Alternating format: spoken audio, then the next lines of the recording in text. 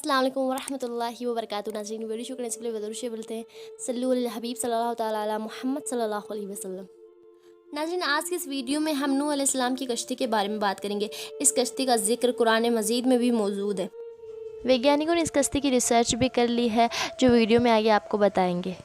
نوح علیہ السلام نے 950 سال تک دین کی تبلیغ کی لیکن ناظرین کیول 80 لوگ ہی ایمان لائے. پھر اللہ عز و جل نے نوح علیہ السلام کو حکم دیا ایک کشتی تیار کرنے کا. ابھی طوفان آنے میں 200 سال باقی تھے. نوح علیہ السلام نے لکڑی کے لیے ساگوان کے درخت لگائے.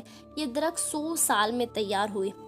ناظرین نوح علیہ السلام کی کشتی طویل 100 سال بعد تیار ہوئی. یہی ایک دلچسپ بات سننے کو آتی ہے کہ یہ کشتی دنیا کی پہلی کشتی تھی.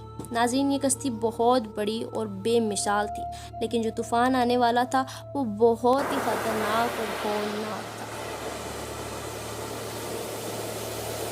تھا. طوفان کے آنے کی نشانی یہ تھی کہ نوح علیہ السلام کے گھر کے تندور سے پانی ابل کر باہر آنے لگا. جب ایک دن تندور سے پانی ابلنے لگا تو نوح علیہ السلام نے جانوروں، مومنوں اور پرندوں کو حکم دیا کہ کشتی سوار ہو جائے. سب کشتی میں سوار ہو گئے اور زوردار بارش ہونے لگی اور طوفان بہت تیز چلنے لگا. زمین کئی جگہوں سے پھٹ گئی. 40 دن تک یہ بارش ہوتی رہی. اونچے اونچے ماؤنٹین بھی ڈوب گئے. کشتی میں سوار افراد کے علاوہ کوئی بھی زندہ نہ رہا. اللہ تعالیٰ نے زمین کو حکم دیا اے زمین اپنا پانی نگل جا. آسمان کو حکم دیا اے آسمان تھم جا. ناظرین نوح علیہ السلام کی کشتی 6 مہینے تک زمین پر سفر کرتی رہی اور 10 محرم الحرام یعنی عاشورہ کے دن یہ کشتی عراق میں موجود ایک پہاڑ پر ٹھہر گئی. جس پہاڑ پر یہ کشتی جا کر رکی تھی اس پہاڑ کا نام زودی تھا.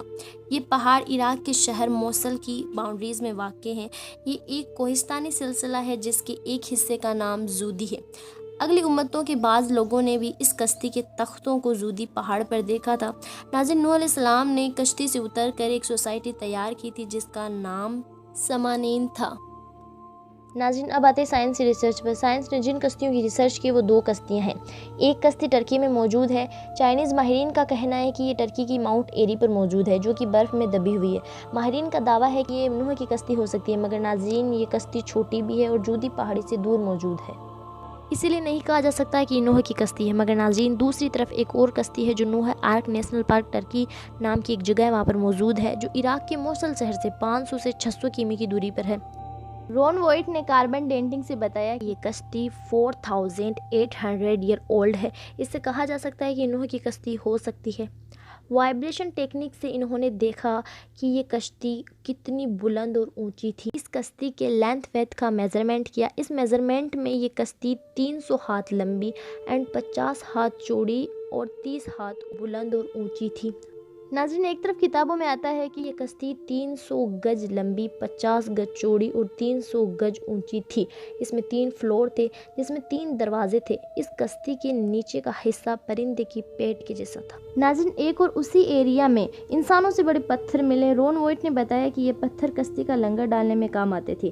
یہ پتھر اتنے ہی پرانے ہیں جتنے کی کشتی. اس لیے کہا جا سکتا ہے کہ یہ نوح علیہ السلام کی کشتی کے لنگر ہو. ناظرین جو ریسرچ چائنیز ماہرین نے کی ہے اور جو رون وائٹ نے کی ہے ان دونوں ریسرچ کی ڈسکرپشن میں لنک دی گئی ہے. آپ وہاں جا کر کمپلیٹ معلومات دیکھ سکتے ہیں. ناظرین چینل سبسکرائب کرتے وقت بیل آئیکن ضرور پریس کر دیجیے گا. ملتے ہیں آپ سے اگلی ویڈیو میں. تب تک کے لیے اللہ حافظ.